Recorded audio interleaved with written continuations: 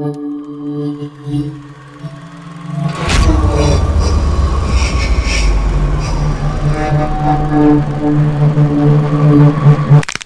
back and get comfortable. I have a few stories to share with you.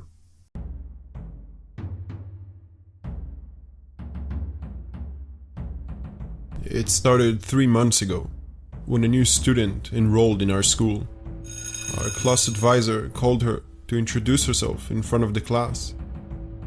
It was a few steps from her seat to the chalkboard, since she was at the front row, and yet, the taps she made with her wooden heels were rhythmic, soothing even. She was, by definition, the expected class hottie for the school year. Hello, my name is Mairu. Nice to meet you all. The last thing everyone wanted her to have to accompany her raven hair, beautiful eyes, and porcelain skin was that voice. The only flaw I'd be able to squeeze off her is that she never smiles. It wasn't even a week before it started to happen. It was the first few minutes of our first class when our class advisor hesitantly stood in front. Class, it really saddens me to inform you that Max passed away last night by taking away his own life. Everyone in the classroom fell silent.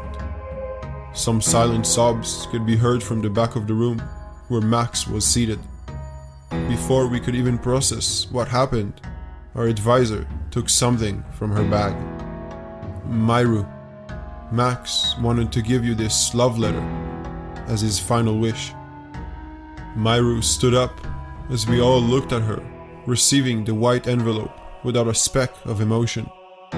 Weeks after the first incident, 2 more from our class were reported dead, both by suicide.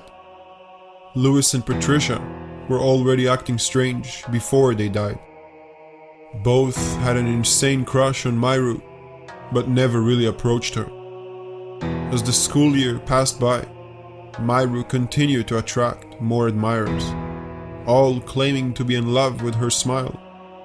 None of them eat, sleep, or study well.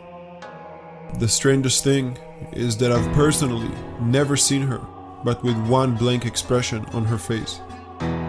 Another thing is that they never attempt to approach her, just stalk her from behind. It wasn't long until my friend, Joshua, fell into the same trend. He kept saying that his feeling for Mairu is eating him up, like a bunch of worms crawling inside his stomach. But he could never make a move, just silently watch from behind.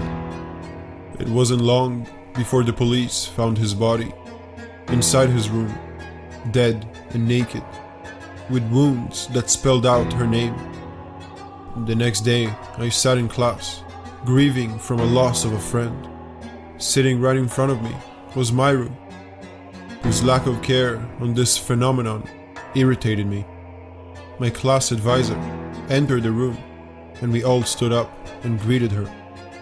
And that's when I saw it. Every hair on my body stood up. My jaw dropped, my eyes fixated.